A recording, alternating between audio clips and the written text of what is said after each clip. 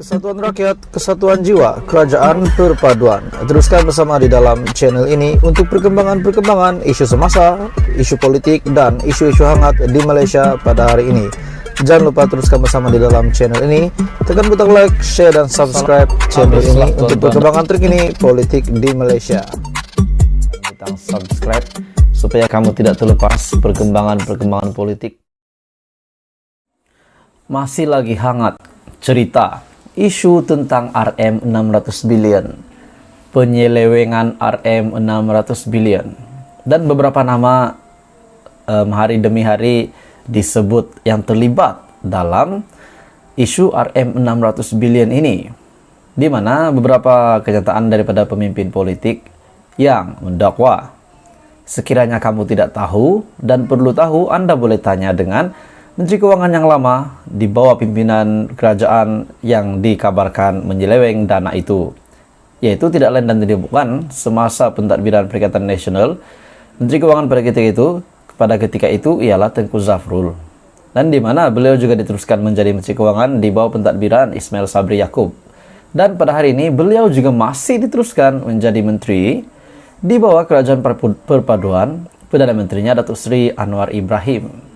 Tuan-tuan dan puan, satu isu hangat berkenaan dengan isu RM600 billion, satu nama yang pasti mengejutkan Anda, yang membolehkan mungkin beliau juga terlibat dengan isu RM600 billion ini, yaitu KJ ataupun Khairi Jamaluddin.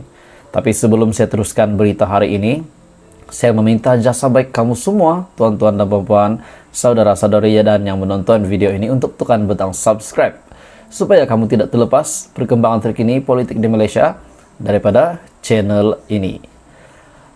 Kenyataan hari ini, SPRM membuat satu keputusan muktamad untuk Muhyiddin, Khairi, dan juga Zafrul berkenaan dengan isu dana RM600 billion.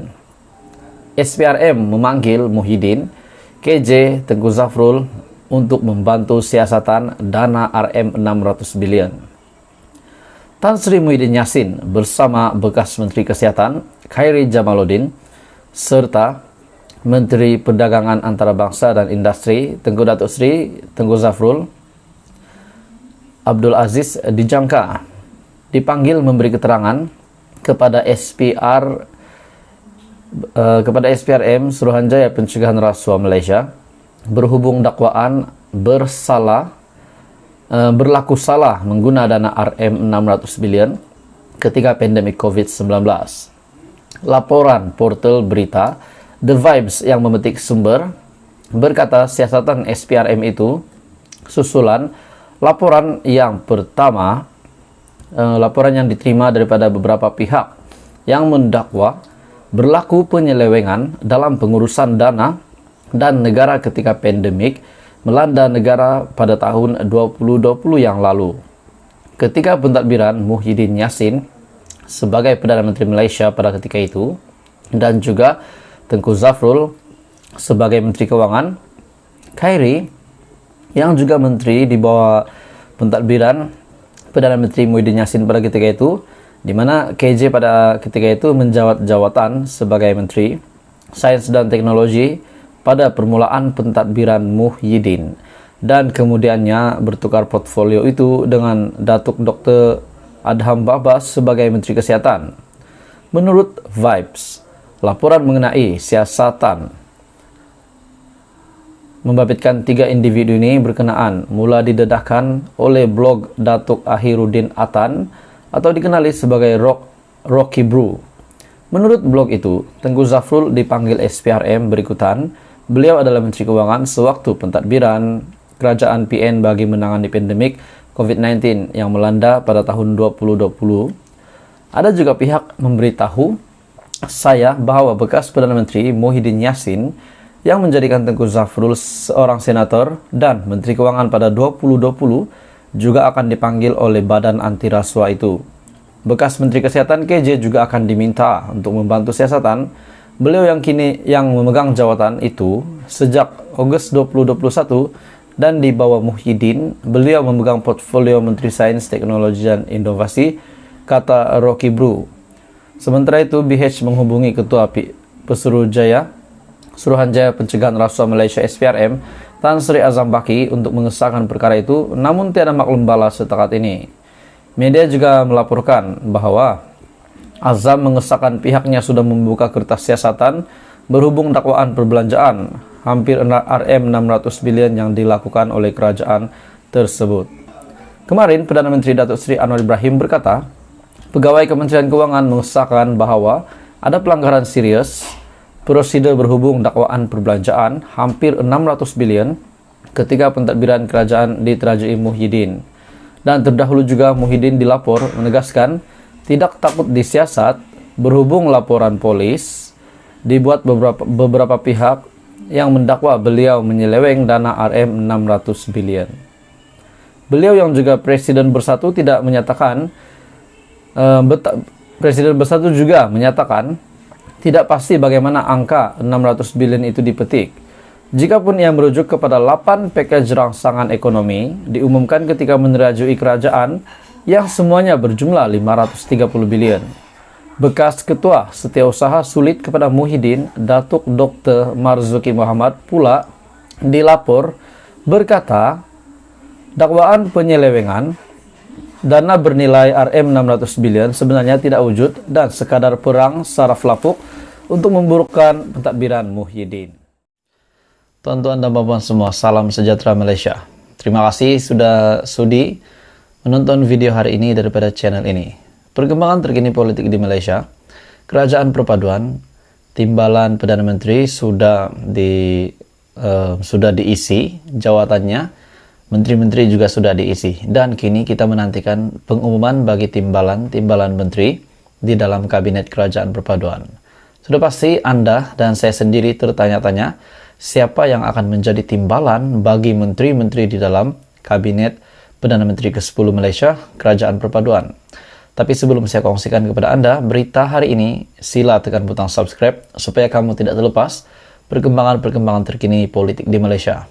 Tuan-tuan dan puan-puan semua, akhirnya satu keputusan yang tergempar daripada MIC. Adakah pertanyaan-pertanyaan kita, siapa yang akan menjadi timbalan menteri? Adakah MIC akan mengisi kekosongan itu? Ataupun MIC tidak akan mengisi bagi menjaga hati pengundi atau banyak lagi sebab yang tertentu? Akhirnya MIC membuat satu kenyataan, satu keputusan muktamad yang mengejutkan bagi saya. MIC tidak akan terima jawatan timbalan menteri. Penerangannya ada di sini hari ini di dalam video ini. Daripada My Metro, MIC tidak akan menerima jawatan timbalan menteri yang berperanan membantu Kabinet Kerajaan Perpaduan, kata Setiausaha Agungnya Arti Raja Sekaran. Jadi ini kenyataan daripada pemimpin tertinggi MIC sendiri, daripada Setiausaha Agung Arti Raja Sekaran, Setiausaha Agung MIC. Dalam ucapan tersebut, dalam artikel ini, MIC mengucapkan tahniah kepada Datuk Seri Anwar Ibrahim kerana dilantik sebagai Perdana Menteri. Menjadi tanda tanya saya, kenapa MIC tidak akan menjadi timbalan menteri di dalam Kabinet Kerajaan Perpaduan? Adakah ini keputusan muktamad daripada MIC sendiri ataupun daripada beberapa pihak yang lain, ataupun dari Barisan Nasional ataupun parti komponen yang lain, ataupun daripada rakyat?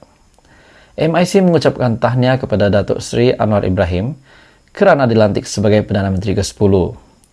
MIC juga merakamkan sokongan kepada titah yang di-Purtan Agong Al-Sultan Abdullah Riayatuddin Al-Mustafa Billah Shah untuk menyokong Kerajaan Perpaduan. Jadi saya mengucapkan tahniah kepada MIC kerana telah menyokong titah Agong.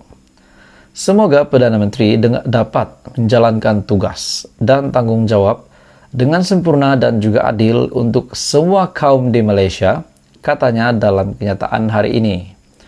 Terdahulu juga Perdana Menteri menerusi perkongsian di laman Facebook beliau hari ini memaklumkan calon-calon bagi jawatan timbalan menteri akan dimuktamadkan dalam masa terdekat. Jadi tuan-tuan dan puan-puan, kenyataan hari ini daripada MIC, kenapa beliau mengambil keputusan untuk tidak menjadi timbalan menteri, beliau juga berkata, Setiausaha Agung MIC, RT Raja Sekaren juga berkata, perkara ini yang mereka sudah putuskan ini sudah dipersetujui dalam mesyuarat jawatan kuasa pusat MIC selain menghormati pilihan pengundi semasa PRU ke-15. Jadi mereka menghormati pilihan pengundi dengan cara mereka tidak akan terima jawatan timbalan menteri. Jadi itu adalah keputusan Muktamad MIC untuk Kerajaan Perpaduan, untuk Barisan Nasional, dan juga untuk Datuk Seri Anwar Ibrahim selaku pengurusi Pakatan Harapan dan juga Perdana Menteri Malaysia ke-10.